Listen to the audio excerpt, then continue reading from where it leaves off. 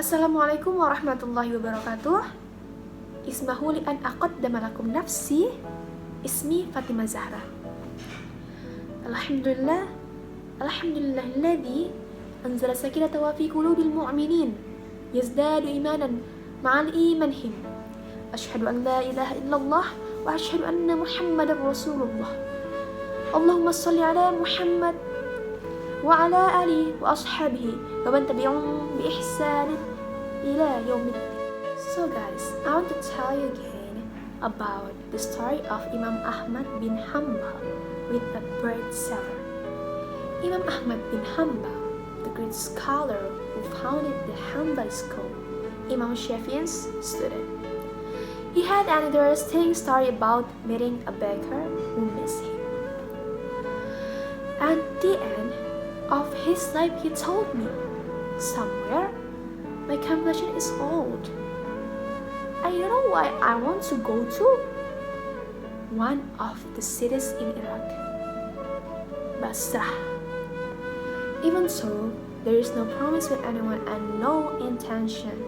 Finally, the Imam who was born in Baghdad in 164 Hijriah left for Basrah. In his manaqib, he recalled, when I arrived, there went Isha. I joined the evening prayer in the mosque. My heart felt calm. Then I want to rest. After completing the prayer and the congregation broke up, Imam Ahmad went to sleep in the mosque. Suddenly, the marble mosque came to meet Imam Ahmad while asking, "Why is the sheikh? What are you doing here?"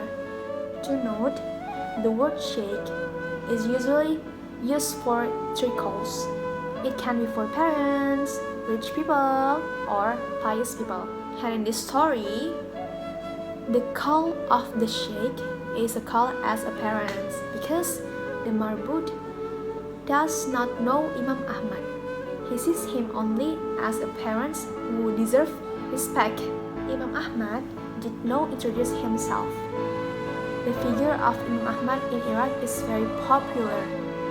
Everyone knows him, a scholar of Zuhud who is an expert on hadith and memorized a million traditions.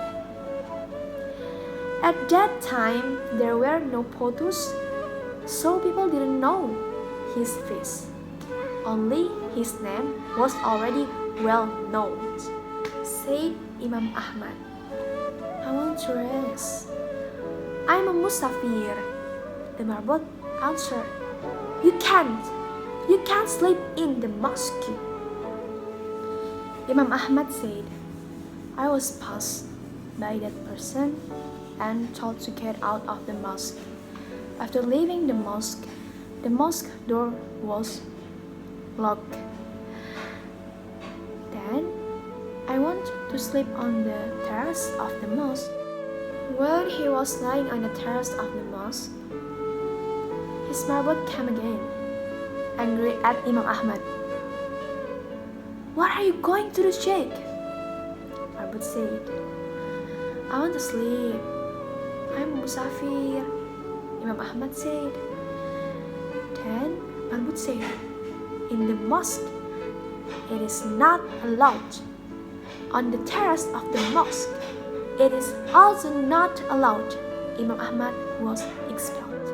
Next to the mosque, there is a bread seller, a small house as well as for making and selling bread.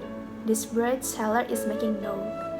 While looking at the event of Imam Ahmad being pushed by mosque marbot, when Imam Ahmad reached the streets, the bread seller called from afar, Come, Sheikh.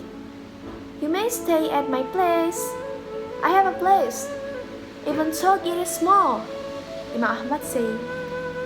Well, Imam Ahmad entered his house, sitting behind the bread seller who was making bread, by not introducing who he was, just saying as Musafir.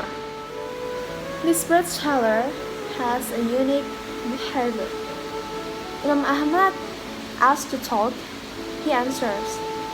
If not, he continues to make bread dough while reciting istighfar. Astaghfirullah, astaghfirullah, astaghfirullah. When astaghfirullah salt brew, break astaghfirullah's eggs, mix astaghfirullah's wheat. This baker always offers his forgiveness. A novel habit. That habit also attracted the attention of Imam Ahmad. Then Imam Ahmad asked, "How long have you been doing this?" The man replied, "It has been a long time since the sick. I have been selling bread for 30 years, so I have been doing it ever since." Imam Ahmad asked, "Wa thamaratu fi'luk?" What is the result of your action? The baker replied, "Because watch out for forgiveness. There is no intention that I ask for, unless it is thoroughly granted by Allah. All that I ask, oh Allah, is immediately accepted." Then the person continued, "All is granted by God, except for one, still one that God has not yet given." Imam Ahmad was curious and asked, "What is it?" Said the person, "I asked Allah to be reunited with Imam Ahmad." Hearing that, Imam Ahmad immediately said, "Allahu Akbar, Allahu Akbar. Allah has brought me far from Baghdad to Basra, even to the point of being pushed by the mosquitoes barbed to the streets, apparently because of your istighfar." The bread seller was surprised as he praised the greatness of God. He did not think that the parents he invited to stay at his place were a big scholar he missed. That is the story of Imam Ahmad bin Hanbal and the wisdom of the baker who is full of wisdom. Rasulullah SAW once said, "Whoever keeps forgiving istighfar, then Allah will make a way out for him from all problems, and Allah will provide fortune from the root that is not unexpected."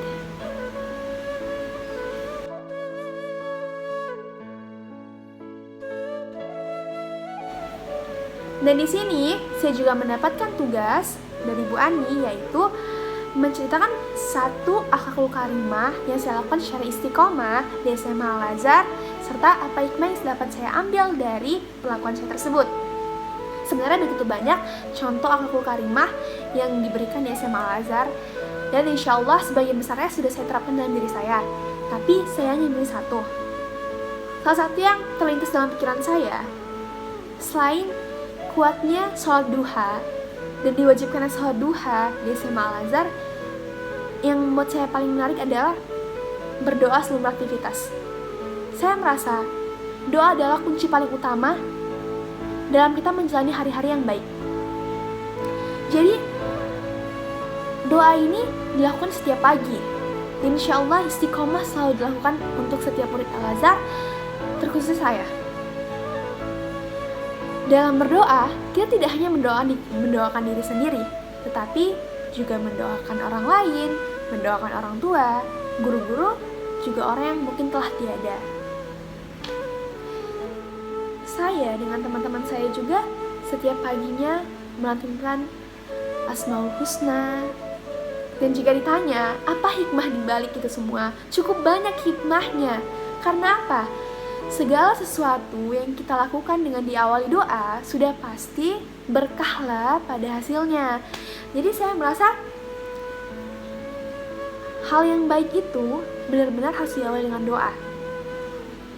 Dan Masya Allah, dengan membaca doa, dengan khusyuk, lalu berniatkan yang baik-baik, ini benar-benar mempermudahkan saya dalam belajar, mempermudahkan saya dalam mencerna segala pelajaran hingga bisa masuk ke otak saya. Jika ada kesalahan, mohon dimaafkan ya. Wabillahi taufiq wal hidayah. Wassalamualaikum warahmatullahi wabarakatuh.